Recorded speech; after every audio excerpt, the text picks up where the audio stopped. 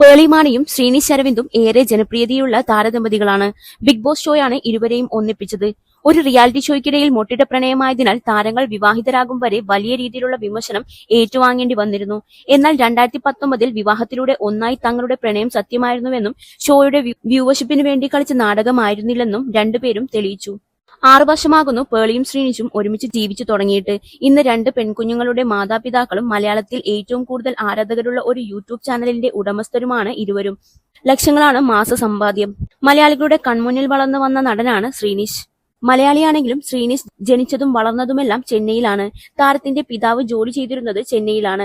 ചെന്നൈ ബാലു മഹേന്ദ്ര ഇൻസ്റ്റിറ്റ്യൂട്ടിൽ നിന്ന് ഫിലിം ടെക്നോളജിയും താരം പഠിച്ചു. സീരിയൽ അഭിനയവുമായി സജീവമാകും മുമ്പ് മോഡലിംഗും നടൻ ചെയ്തിരുന്നു. സീരിയൽ രംഗത്തേക്ക് കടക്കുന്നതിനു മുൻപ് തമിഴിൽ 2 ഷോർട്ട് ഫിലിമുകളിലും പ്രത്യക്ഷപ്പെട്ടിരുന്നു. 2015 ശ്രീനിഷിന്റെ മിനിസ്ക്രീൻ ജീവിതം ആരംഭിച്ചത്. ഏഷ്യാനെറ്റിലെ പ്രണയം എന്ന മെഗാ സീരിയലിൽ നായകൻ ശരൺ ജി മേനോന്റെ വേഷത്തിൽ അഭിനയിച്ച ശേഷമാണ് ശ്രീനിഷ് ശ്രദ്ധ നേടിയത്. മഞ്ജു കപൂർ എഴുതിയ കസ്റ്റഡി എന്ന നോവലിനെ അടിസ്ഥാനമാക്കി സ്റ്റാർ TV സംപ്രേഷണം ചെയ്ത ഹിന്ദി സീരിയൽ യേ ഹേ മുഹബ്ബത്തേന്റെ റീമേക്കായിരുന്നു ഇത്.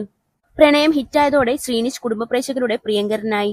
പ്രണയം ഹിറ്റായി നിൽക്കുന്ന സമയത്താണ് ബിഗ് ബോസിലേക്ക് മത്സരാർത്ഥി താരം എത്തുന്നത്. ആദ്യ സീസണിലെ 4th റണ്ണറപ്പായിരുന്നു താരം.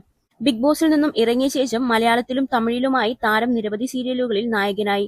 അമ്മുവിന്റെ അമ്മ, സത്യ എന്ന പെൺകുട്ടി, ചെമ്പരത്തി എന്നിവയാണ് അവയിൽ ചിലത്. വിവാഹശേഷം ആദ്യത്തെ കുഞ്ഞിനെ പേളി പ്രസവിക്കും മുമ്പ് വരെ ശ്രീനിഷ് അഭിനയ രംഗത്ത് സജീവമായിരുന്നു.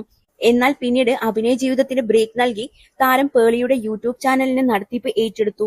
പിന്നീട് പേളിയും ശ്രീനിഷും ചേർന്ന് നിർമ്മിക്കുന്ന മ്യൂസിക് വീഡിയോകളിലും വെബ് സീരീസുകളിലും മാത്രമേ ശ്രീനിഷ് അഭിനയിച്ചിട്ടുള്ളൂ.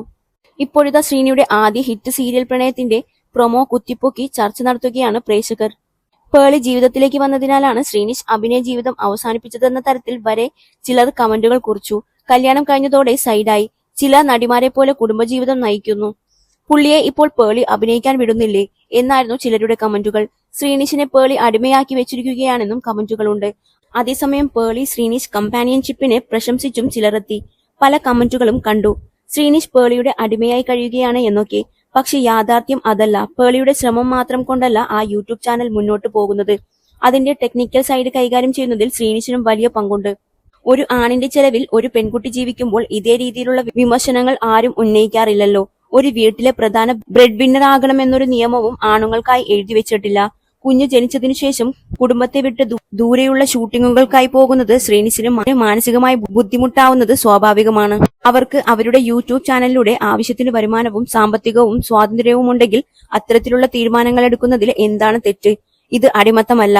അത് അവരുടെ പരസ്പര ബോധ്യവും പങ്കാളിത്തവും അവരുടെ വിവാഹത്തിന്റെ സൗന്ദര്യവുമാണെന്നാണ് ഇരുവരെയും അനുകൂലിച്ചവർ കുറിച്ചത്.